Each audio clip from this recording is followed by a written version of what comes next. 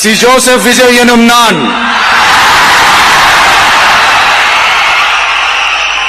தமிழ்நாட்டு அரசின் முதலமைச்சர் என்ற முறையில்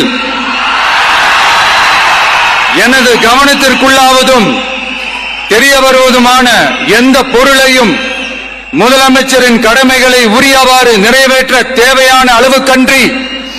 ஒருவரிடமோ பலரிடமோ